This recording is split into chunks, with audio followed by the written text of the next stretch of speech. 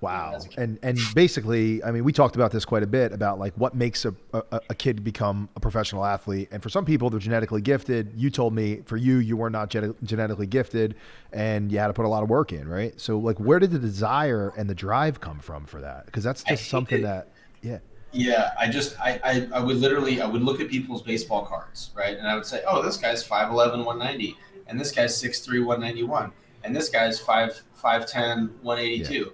I'm like, these are all like regular height people. Like these are regular yeah, size people. yeah. Like I could do this. I could be one of these guys. Now I How was tall are you, left-handed. CJ? How tall?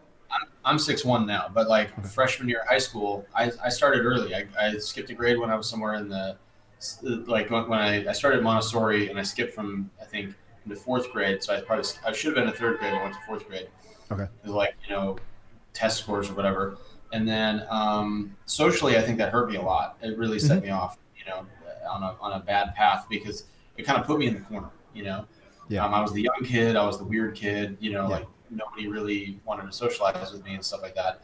And so it really wasn't until the baseball thing that I became, I would say, more socially accepted. Until then, I was bullied a lot, and I was like, let's just do this. Let's just fight. You know what I mean? And I just got sick of being bullied, so I just started swinging on people. And I think so. The combination of standing up for myself, like literally getting in fistfights as a kid, Yeah. um, and then not being the happiest kid because I didn't really have the resources to get what I wanted to. Yep. And then also thinking that I had this goal that was so far out. You know what I mean? To be a major league baseball player, coming from Huntington Beach is possible because there's a lot of people that Sure. come from our area. But realistically, statistically, it's a very bad option as a career choice. In terms of like how many people actually make it versus how many people start. It's like Yeah. the funnel Statistically, starts like this. it's impossible technically, right? Yeah, little league, and then it's like Yeah. beep like that, and then it's like right at the top, like there you go. And then by the way, when you're there, you've got to like face Derek Jeter. You're like, okay, this is harder than I thought. But it was a really good run, and I had always an opportunity to look at other people in a way of saying not like, oh, I want to be like him, but like, can I outdo him?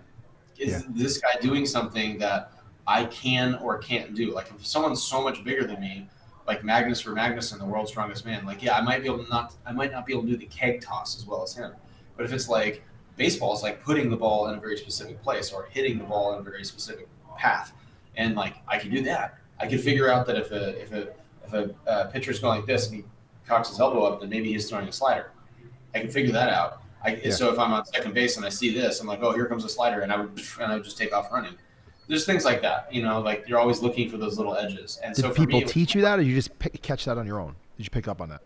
yeah, I mean, it just came from a desire to just win. I just wanted to Yeah. win so bad. I was so competitive, and I was so demoralized when I would lose because I felt like my whole entire identity was only valid if I won, if I did well, if I got better. And that improvement complex in Japanese is called kaizen. You want to get a little bit better every day. So Hmm. that sort of thing that didn't really come from anybody. It was really me, in a way, like the albino guy from Da Vinci Code wanting to whip himself to go Mm. forward.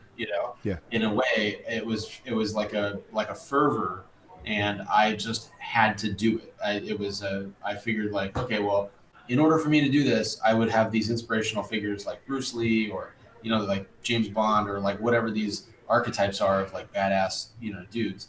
And I'm like, okay, well, I need to be as good as that guy is at baseball. I need to be a So do black you think belt that at like those people were like informal docents to you essentially? You were looking up to these guys. Like who were you looking up to that you were trying to model after besides professional baseball players but like in your life or what? just grandpa. That was just my grandpa. Grandpa, just grandpa. Yeah, Wow. Okay. but That's everything else great. was like James Bond was socially a cool guy on Yeah, yeah, TV, yeah. right? And then like so watching like the sort of charming, haha, like I got you, like that kind of thing.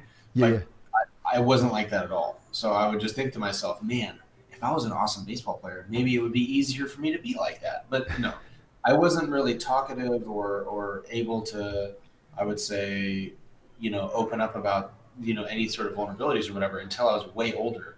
But that was only as a result of literally money. Like it sounds funny, Mm. but I got myself a job at Nordstrom's selling clothes because that's how I was going to learn how to talk to people. It's like, well, I'm going to be here. I'm either going to eat or I'm going to starve. And if I learn how to talk to people and learn how to like sell, then I'll be able to have engaging conversations and then come up with this process of like, where I can share, they can share, I can create like safe spaces for them to share and put these like sort of negotiating tools together.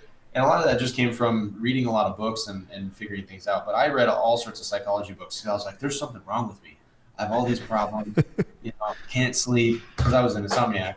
Like, okay, I have all these problems. What do I do? So I'm like, well, I'll just read a psychology book. And so then I was like, well, wait, I'll read a relationship book, and then I'll just be really good at relationships. And I'll be like, I'll read a hitting book, because it sort of worked. Like, I read a hitting book when I was 9, and then like in between the 9-year-old, 10-year-old season, and then at 10 years old, then I came out swinging and just like clobbered the ball. And then it was like, oh, everything made sense. It was Wade Boggs's The Techniques of Modern Hitting. So once I realized that I could read a book and actually process it like as an athlete, and then figure out how to hold my hands and how to like drive the this is the visualization stuff that you were telling me about, right? Yeah, but it started like, it starts with like understanding the concept of, let's say, like an elliptical acceleration. So when you're a batter, you have to have you don't swing in a straight line. You don't just go like, it's not like boxing where you just throw a jab. You have to generate the power from here, and then you kind of like go this way, and then as you do it, you're extending. So you're kind of like, you're like a figure skater. You're kind of wide, and then you tuck yourself in, and that helps you spin faster, and then you extend again with that momentum. And so you're kind of here, you're extended, you have some torque across your chest and stuff like that, and your rib cage, and then you start with your hips, and then everything kind of comes through, and then you accelerate that way. And understanding that like there's a sort of feel for where your hands are, and then where the ball needs to be as a result of that, like that timing. It's the same thing in tennis or golf, but it's understanding that you have to like, your hands are up, then they come through, and then they extend. And there's like this way of doing it. But most of the way people like work out, for instance, they do a push-up, and they're here, and then they extend, and they're here, and they extend. Yeah. And that's not the way like control sports are played. Control sports are all twisting. Everything's twisting and timing and letting it go at the right time.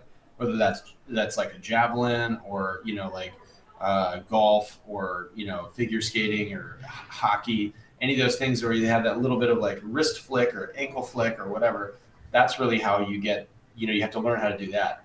And that, I guess, if I could do anything, if I could say that certain personality types have a certain type of like skill. I didn't have the big muscles. I never had the big muscles. It was my ability was like I could draw. So I could take like, I could draw like whiskers on a cat.